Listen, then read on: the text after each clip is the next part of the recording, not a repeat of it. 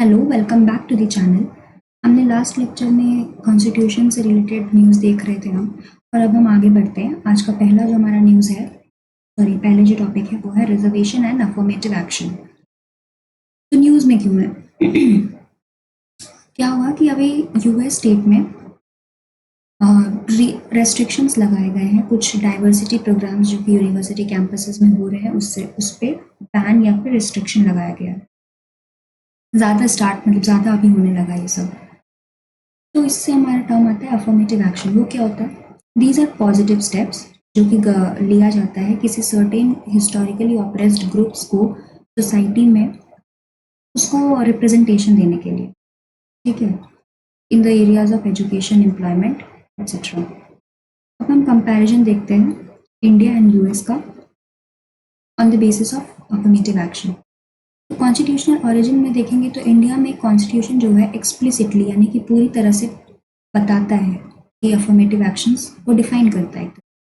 USA में not directly enshrined in constitution, but equal protection clause of 14th amendment has been interpreted to permit affirmative actions. Purpose क्या है? To remedy historical discrimination against group such as untouchables. तो जो historical discrimination हुआ है उसको अंडन करने के लिए या उसको कंपेंसेट करने के लिए, और यहाँ पे to fight discrimination against minority groups and women, ठीक है। टारगेटेड ग्रुप्स यहाँ पे कौन कौन कौन होते हैं इंडिया में? Economically weaker section and SCBC, socially and educationally backward class. और यूएसए में African American, Hispanics and Asian American. systems, it is based on quota system and it is based on diversity, equity and inclusion programs. अब हमारे provisions क्या है constitution में? तो article 15 sub clause 4 and 16 sub clause 4 enable state to provide for reservation. तो 15 sub clause 4 में क्या होता है? To make provisions for advancement of SCBCs of citizen और for SC and ST. And 16 sub clause 4 में appointment की बात होती है, जैसे जॉब के लिए enable state to make provision for reservation appointment और post in favour of any backward class of citizen not adequately represented in service under the states. और यहाँ पे किसके लिए होता है? Began through an executive order in 1961 में, after later civil rights act 1964 enacted to give it a legal backing. इसमें upper ceiling जो होती है 50% सेट की गई है सुप्रीम कोर्ट के द्वारा इंदिरा सोहनी केस में कि आप 50% से ज़्यादा रिजर्वेशन नहीं दे सकते। यहाँ पे कोई अपर लीगल लिमिट नहीं है। नाउ सेकंड हमारा है sub classification of scheduled caste. ये न्यूज़ में क्यों है? तो सुप्रीम कोर्ट एक केस हुआ State of Punjab and others versus Davinder Singh and others cases.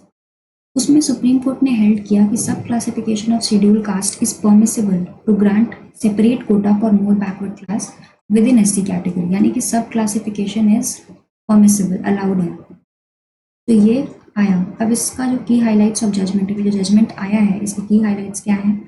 Schedule caste notified under article 341 sub clause 1 are heterogeneous group of caste, races और tribes with varying degree of backwardness, ठीक है। ये एक हेट्रोजेनस ग्रुप होते हैं schedule caste, और different degree के backwardness, different degree के मतलब पिछड़े वर्ग जो होता है, कोई ज़्यादा पिछड़ा है कोई कम पिछड़ा है, तो ये हो गया।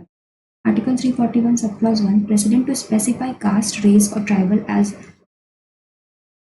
SCs फॉर एनी स्टेट और minor union territories.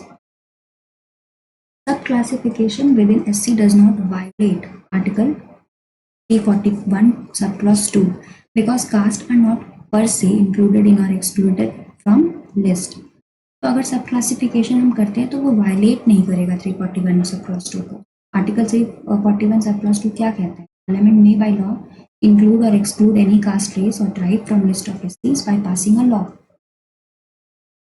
Now scope of sub classification. Objective of any form of affirmative action including sub classification is to provide substantive equality of opportunity for backward class. Substantive equality of opportunity for backward class. Substantive equality refers to principle that law must account for different backgrounds and historical injustices faced by person or groups. तो क्योंकि SC ST में भी different groups के अपने अपने जो difficulties रहे हैं, इनजस्टिसेस रहे हैं, किसी के ज़्यादा किसी के कम, तो आप सब क्लासीफाई भी कर सकते हो। किसी को आप कम मतलब on based on the degree of injustices happen to them. ये हो गया हमारा substantive equality. State can sub classify based on inadequate representation of certain cases. ये भी एक पैमाना हो सकता है। State must establish that inadequacy of representation of a caste group is because of its backwardness.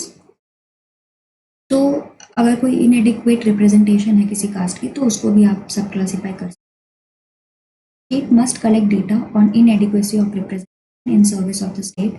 State cannot act on its whim or political expediency, and its decision is amenable to judicial review. Judicial review किया जा सकता है, that is allowed. Court clarified that while allowing subclassification, the state cannot earmark 100% reservation for sub 100% reservation नहीं दिया जा सकता किसी भी सब क्लास। ठीक है। Court noted that subclassification was permitted for socially and educationally backward classes under Article 342A, which was introduced in 2018, which empowers the president to prepare a list of SCBCs.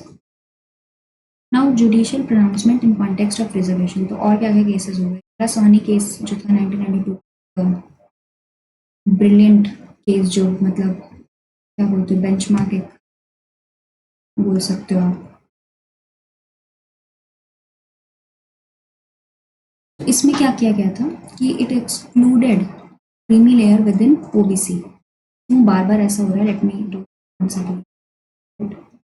Okay fine. So SC emphasized that government may exclude creamy layer within OBC category from benefit of reservation. तो ये Indira Soni case था। दूसरा case हमारा है EV Chinnaiah versus state of Andhra Pradesh 2004 का। Sub classification of SC amounted to tinkering with presidential list and therefore violative of Article 341(2) subclause 2, which exclusively vests power in Parliament. इसके बाद Jarnail Singh versus Lakshmi Narayan Gupta 2018 का केस है। Application of creamy layer concept to article 342 does not tinker with presidential list. तो ये 3 cases हमारे हो गए। इसके अलावा अब हम देखते हैं यूनिफॉर्म सिविल कोड। तो रिसेंटली उत्तराखंड के चीफ मिनिस्टर ने अनाउंस किया है कि वो यूसीसी को इम्प्लीमेंट करेंगे। कब से? जनवरी 2025 से। ठीक है। बैकग्राउंड ऑफ यूसीसी को देखते हैं। प्री इंडिपेंडेंस पीरियड में क्या हुआ था? लेक्स लोकी रिपोर्ट थी एक, जिसमें बताया uniformity in codifying Indian law related to offences, evidences and contract, Muslim and Hindu personal laws should not codified. ये लेक्स लोकी रिपोर्ट थी। Now BN Rao committee codified Hindu law which would give equal rights to women. ये pre independence period में lex loci report में बोला गया कि हम एक सारे जो मतलब इंडियंस के लिए जो लॉ हम कोडिफाई करेंगे उसको सब ऑफेंसेस के लिए और एविडेंसेस के लिए करेंगे, लेकिन हिंदू मुस्लिम के जो पर्सनल लॉ है उनको कोडिफाई नहीं किया जाएगा। अब पोस्ट इंडिपेंडेंस पीरियड में क्या हुआ? स्पेशल मैरिज एक्ट आया 1954 में, provision for civil marriage for people of India and all Indian nationals in foreign countries. तो ये हुआ स्पेशल मैरिज एक्ट, जिसमें कि आप एक सिविल मैरिज कंडक्ट कर सकते हो, court marriage basically.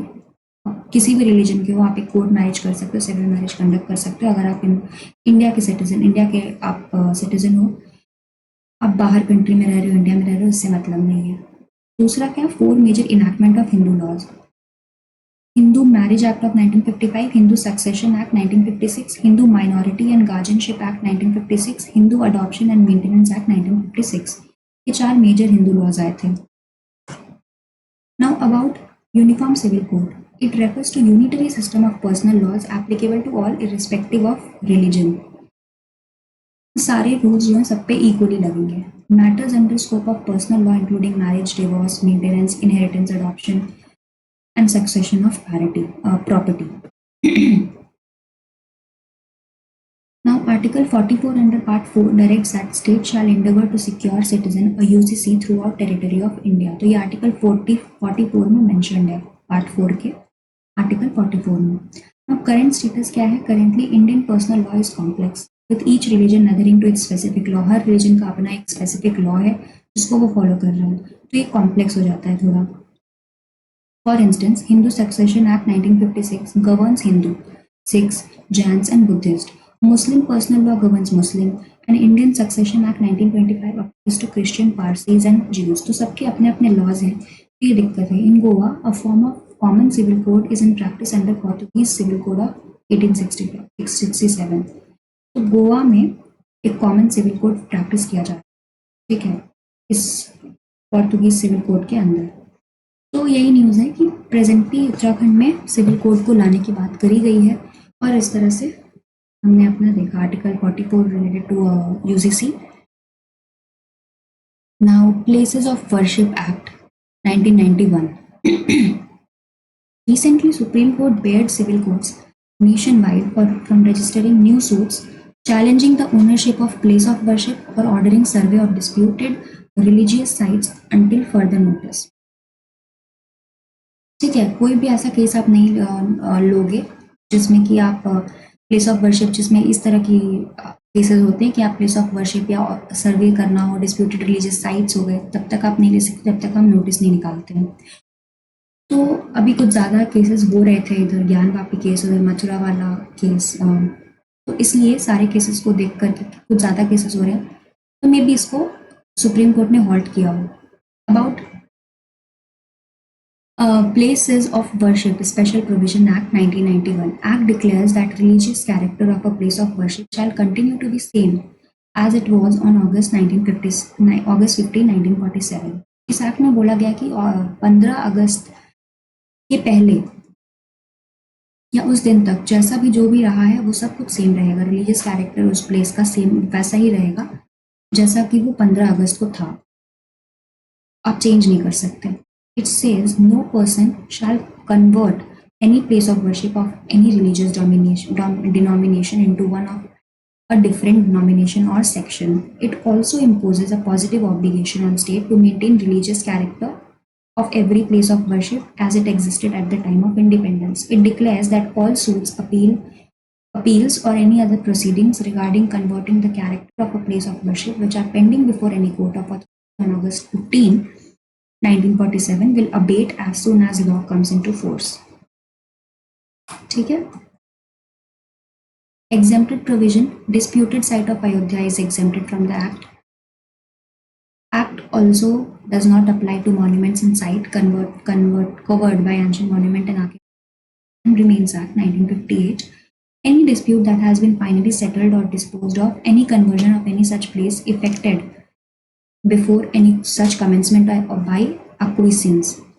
Penalty. Section 6 of this act prescribes that punishment of maximum of 3 years of imprisonment along with a fine for contravening the provisions of act. तो ये penalty दी हुई है.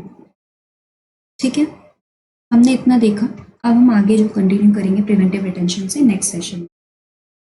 Keep learning. Bye bye.